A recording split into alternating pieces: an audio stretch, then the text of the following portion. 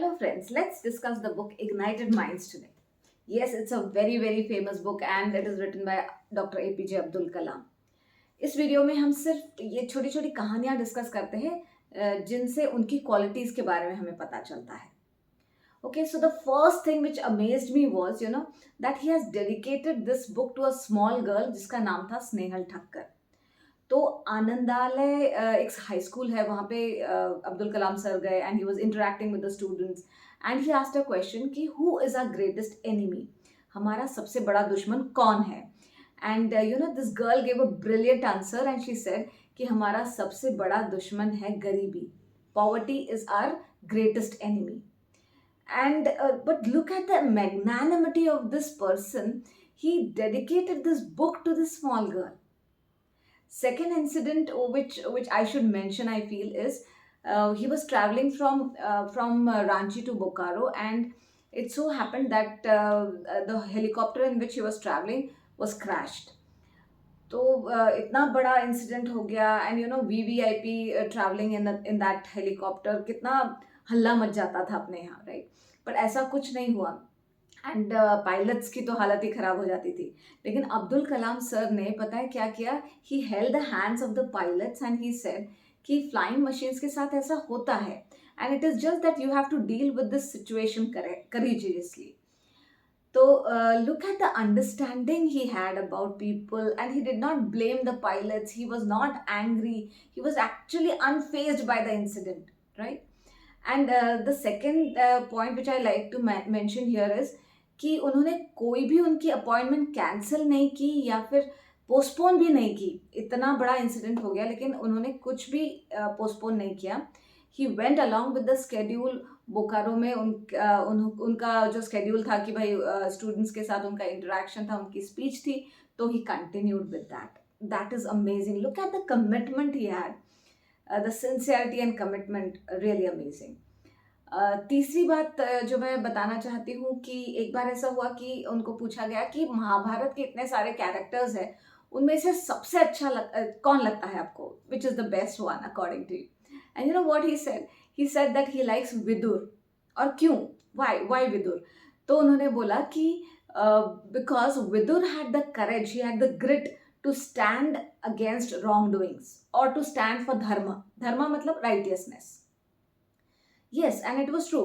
मतलब हम अगर देखते हैं द्रौपदी वस्त्रहरण के वक्त की बात या फिर जब पांडवों को एग्जाइल भेजा गया, तब he was the person, Vidur was the person who was protesting against all these wrongdoings. So that is how Vidur was his favorite character.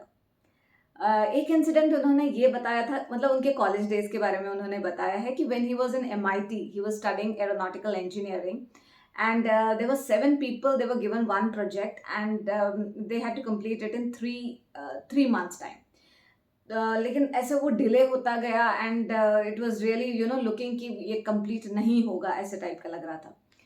तो एक बार ऐसा हुआ कि Abdul Kalam sir was writing on his board and professor Srinivasan जो director थे और जो professor थे उनके, वो वहाँ से गुजर रहे थे उनके रूम के पास से, and he happen to come into his room. Abdul Kalam sir के रूम में वो आए और उन्होंने देखा कि बोर्ड पे इन्होंने किया है प्रोजेक्ट के बारे में, लेकिन ये बहुत ही कम है, मतलब they won't complete it in the given time. So he gave Abdul Kalam sir को उन्होंने एक अल्टीमेटम दिया कि अगर आप ये 3 दिन में कंप्लीट नहीं करते हो तो I will cancel your scholarship. And after that 3 दिन रात, मतलब एक करके मेहनत करके, बहुत मेहनत करके, he used to go only for food. He went out and सोए नहीं और बहुत बहुत मेहनत की, मतलब, and he completed the project. So this professor also was surprised कि इतने सारे हफ्तों की मेहनत 3 दिन में इन्होंने करके दिखाई है. So it was his hard work and sincerity, and the third thing is he has to get immersed into any task which was given to him. So that was really really great. And वो भी एक बात थी कि भाई scholarship अगर cancel हो गई तो ही न्यू कि अपने पिताजी के पास में इतना पैसा है नहीं कि वो MIT जैसे इंस्टीट्यूट में उनको पढ़ा सके. So that was again a challenge, that like something was at stake. So that was a challenge. और वो उनकी आदत ये थी कि चैलेंज को, वो कोई भी चैलेंज को वो अपॉर्चुनिटी में बदल देते थे, and he has to prove himself. And the best part, you know what I like this, जो उनको एक बार ये क्वेश्चन पूछा गया था कि आपकी 40 इयर्स की सर्विस में ऐसी कौन सी चीज़ें हैं जिनकी वजह से आपको बहुत खुशी मिली है.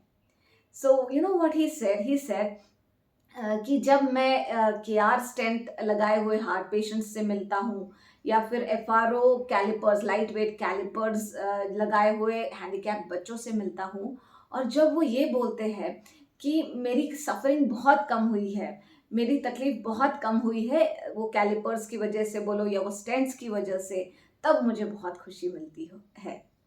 So that is amazing. Look at you know the humanity of that person. उनमें ह्यूमैनिटी कूट कूट के भरी हुई है. So I think that's it for today. Please don't forget to like, subscribe and share the video. And yes, we will discuss Ignited Minds more, because there's so much to learn from this person, right? So next video also we are going to discuss Ignited Minds. So please share and like the video, and goodbye till then. Be happy and radiate happiness. Thank you so much.